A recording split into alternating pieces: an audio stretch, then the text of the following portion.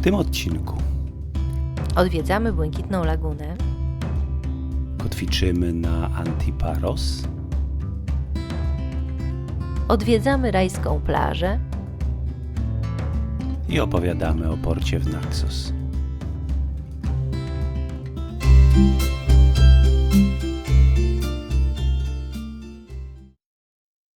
Płyniemy na Antiparos, a po drodze teraz zatrzymamy się przy Blue Lagoon. Blue Lagoon. Zobaczymy, co tam jest. Już tam troszkę widać jakichś statków, pewnie turystyczne miejsce.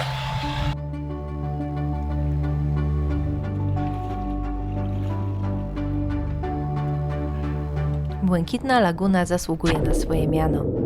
Przepiękny odcień wody i skały wokół to doskonałe połączenie. Błękitna Laguna prosi, by do niej wskoczyć. Czy można odmówić?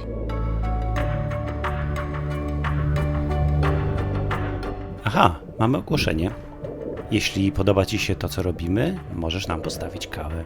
Link znajdziesz w opisie. Dzięki.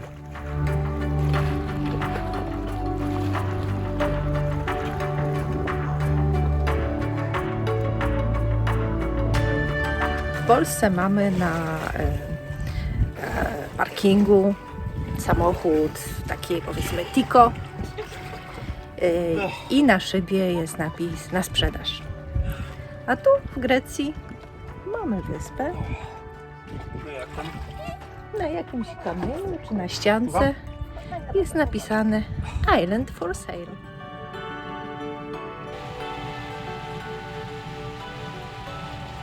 No, czas na odbijacze i cumy.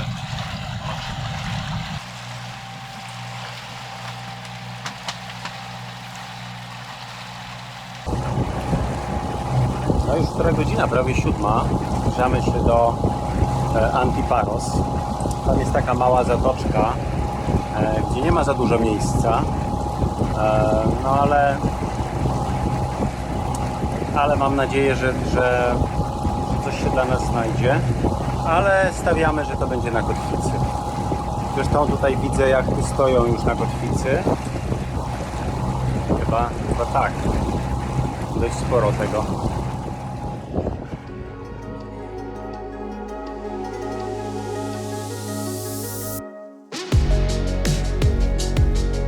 Zakotwiczyliśmy w głębi zatoki, gdzie było dość płytko.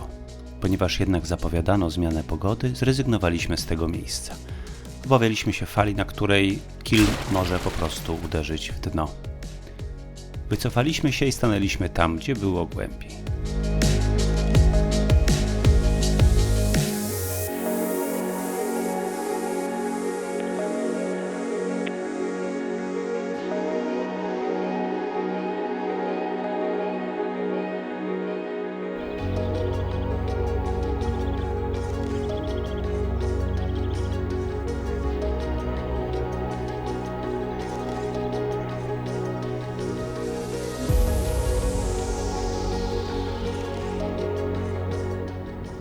No i spędzamy noc na kotwicy. Ja właśnie skończyłem edytować, a Agnieszka siedzi i pracuje nad kolejnym odcinkiem. No, bardzo ładne biuro, podoba nam się.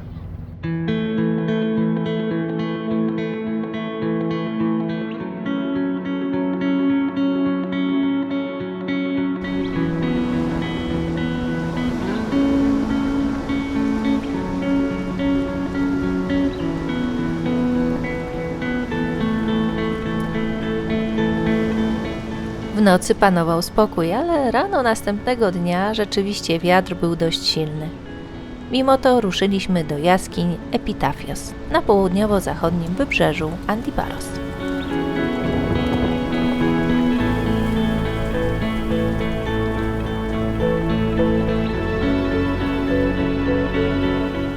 Zatrzymaliśmy się w niezbyt osłoniętej zatoce Epitafios. Przy wietrze nie było łatwo opuścić ponton.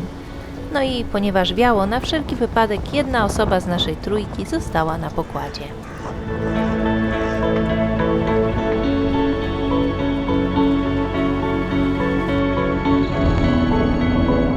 No i co? Teraz? No, jestem ciekawa właśnie, co tam jest. Dziura w skale. Fascynujące. Turystyczne miejsce chyba, bo właśnie przypłynęli jacyś turyści. No. Formacje skalne zawsze działają na wyobraźnię. Każdy odwiedzający przepływa przez szczelinę w skale, by wydostać się z drugiej strony. A potem znów z pierwszej, a potem znów z drugiej. Ale woda to brudna jest. Znaczy organicznie, bo tu po prostu jest na biało z całego morza, jakieś takiego liści, słomy jakieś, chociaż i plastik też tu jest. Niestety, słabo.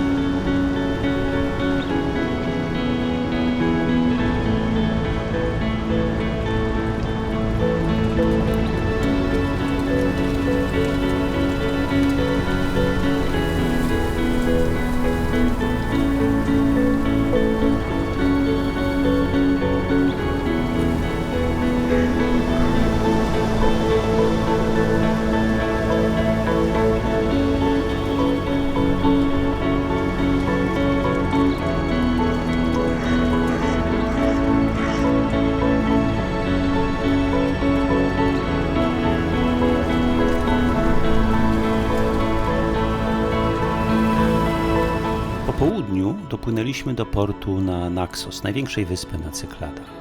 To nasza kolejna wizyta w tym porcie. Ostatnio byliśmy tutaj w październiku. Nad portem zawisły wtedy złowrogie chmury, a kiedy zaczęła się burza, wszyscy rzucili się jachtom na ratunek. No i było gorąco, chociaż zimno.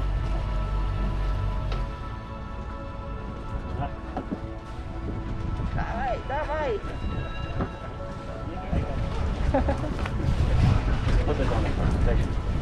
Thank you.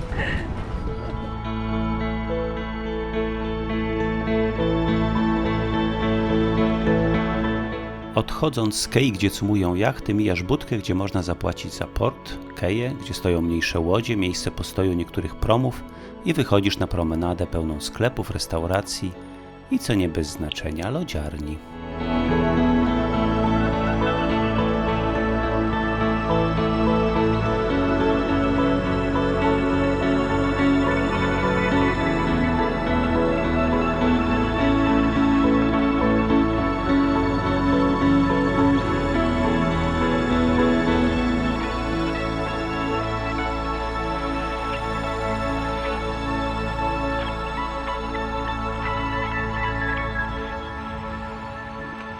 więc się dowiedziałem tak. Tutaj na zewnątrz można też cumować, natomiast jest bardzo duża fala od przypływających promów, zwłaszcza ranem. I cała marina ma w zasadzie tylko 10 miejsc, więc najlepiej zadzwonić albo napisać SMS-a i zarezerwować sobie miejsce w sezonie, tak? Bo poza sezonem pewnie nie ma problemu, ale tak to jest naprawdę bardzo mało miejsca. Zresztą tutaj widzimy, że praktycznie nic nie ma.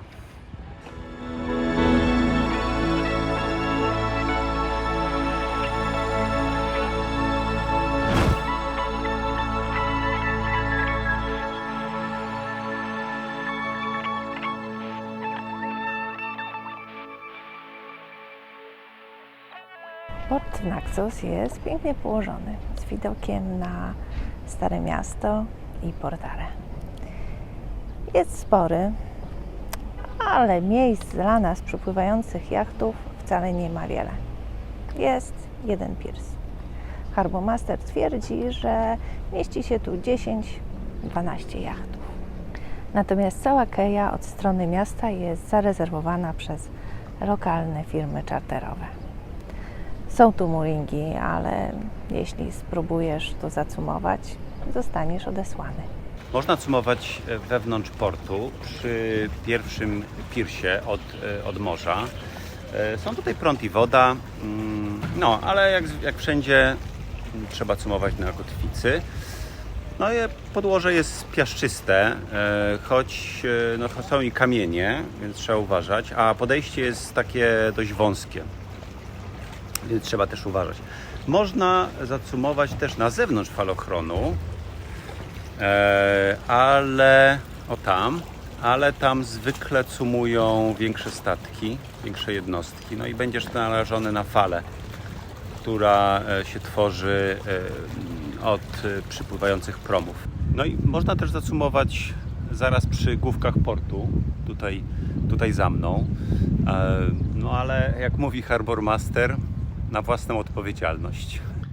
No ale prawdę mówiąc, cumując nawet w środku, odczuwaliśmy fale, które tworzyły przypływające promy. W ogóle tutaj dużo promów przypływają, odpływają, więc podczas podejścia po prostu trzeba bardzo, bardzo uważać. W porcie, praktycznie na środku basenu portowego, jest malutka wysepka z prześlicznym kościółkiem. Panagia Myrtydiotisa. Zbudowali go ocaleni rozbitkowie z wyspy Kitira w podzięce za ratunek.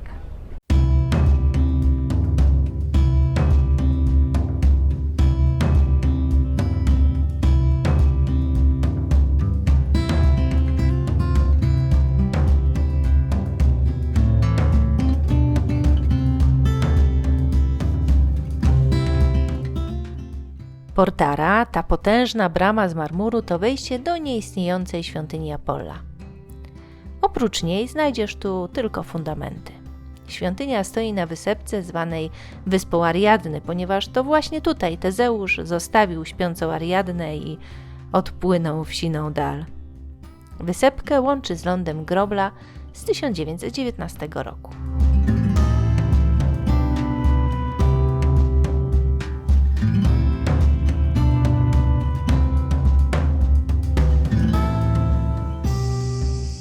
Cześć. Cześć, hej. Hello. To my pływamy. Może nas zasubskrybujesz? To będziemy się widzieć częściej. To nam bardzo pomoże. Dzięki. Dzięki.